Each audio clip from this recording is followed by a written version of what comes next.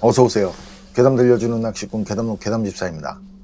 간패님들, 홀렸다라는 말 많이 들어보셨을 거예요.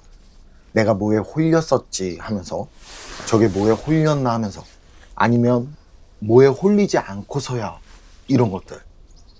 그런데 이렇게 뭔가에 홀린다는 거, 말로만 그런 거 말고 진짜 뭐에 홀린 경험, 그런 경험 해보신 적 있으세요? 이번 이야기는 낚시터에서 낚시꾼에게 들은 기묘한 경험담입니다. 그럼 자리하세요. 낚시하다 경험한 기묘한 이야기 지금 시작하겠습니다.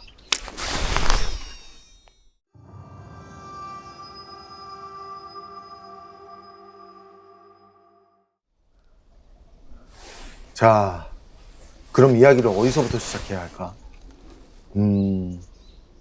전 사실 지금 말씀드릴 경험을 하기 전까진 귀신이라는 거 절대 믿지 않았거든요. 그런데 지금은 그 경험 때문에 혹시나 있을 수도 하는 그런 생각을 갖게 됐어요. 10여 년 전에 아버지랑 같이 아버지 친구분이 있는 동해 근처로 낚시를 간 적이 있었어요. 낚시 간 곳은 그 항구 근처에서 민박집을 하는 아버지 친구분이 알려주신 곳이고요. 알려주신 곳은 사람들도 별로 없고 한적하게 즐기다 오기 좋아서 저도 그 전에 아버지랑 아저씨랑 해서 몇 번 갔었던 곳이거든요.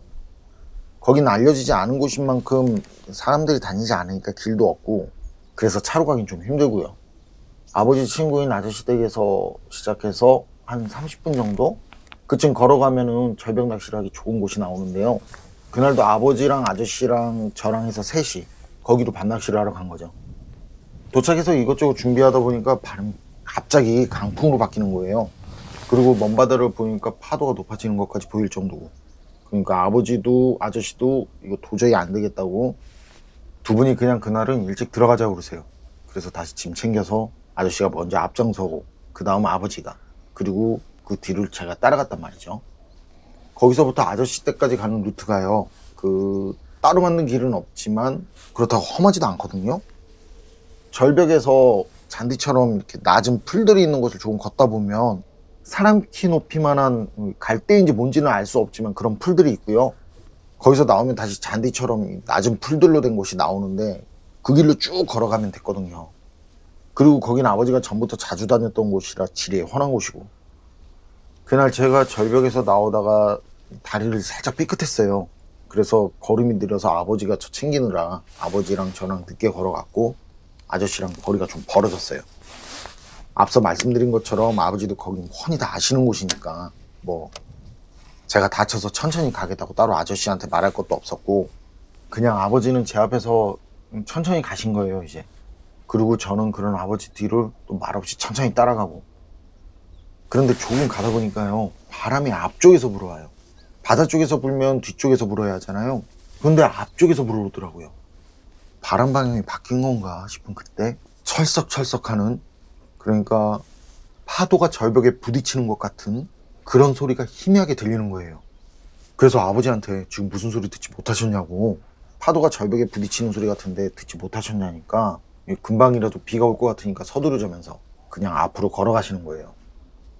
그런데 앞으로 가면 갈수록 그 소리가 점점 더 커지네. 확실히 이게 소리가 점점 더 커지는 것 같더라고요. 그래서 저도 이게 좀 이상하다 하는 바로 그 순간 목덜미가 찌릿할 정도로 피가 올라오는 느낌이 들고요. 온몸에 털이란 털이 다 일어서는 그런 기분이 들어요. 그리고 본능적으로 위험하다는 게 느껴지고. 그래서 저는 달려가서 아버지 팔을 잡았죠.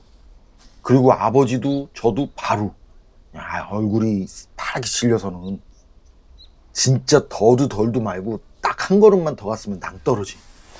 높게 자란 풀들 사이로 절벽 아래 시꺼먼 바다가 보이고 그 절벽에 부딪히는 파도 소리가 좀 전보다 더 크게 들려와요.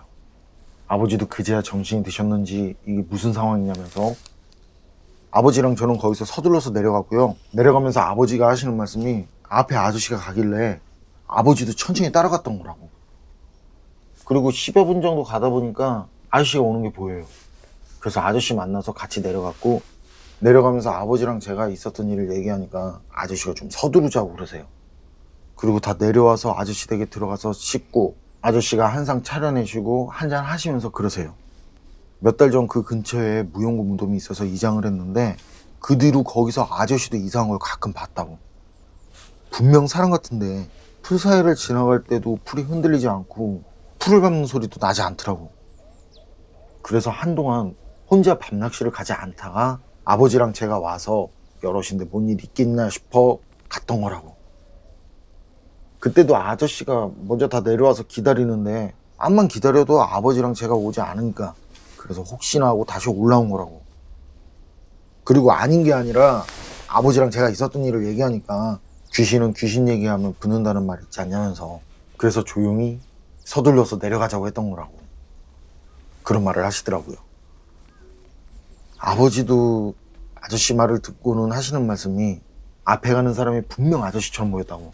그래서 아버지도 생각 없이 따라가셨던 거라고 하시는데 아버지도 아저씨도 그 대화를 하면서 진짜 진지한 모습들, 그리고 씻고 나왔는데 식은땀에 옷이 금방 다시 젖더라고요.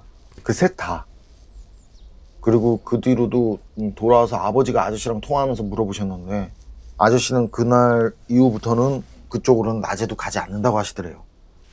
그리고 그 전까지 귀신이 있다고 생각하지는 않았지만 그때 무언가에 홀려서 다시 절벽으로 되돌아왔던 걸 생각하면 그 뒤로는 혹시나 하는 생각도 들고 귀신이라는 거 절대 없다고는 말하지 못하겠더라고요.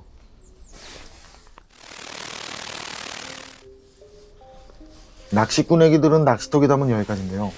진짜 큰일 날 뻔했고 위험했던 사연이네요. 그렇죠?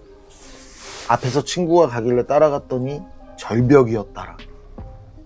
이 사연이 진짜 귀신에게 홀린 사연이라면 그 귀신 질이 상당히 좋지 않은 거네요.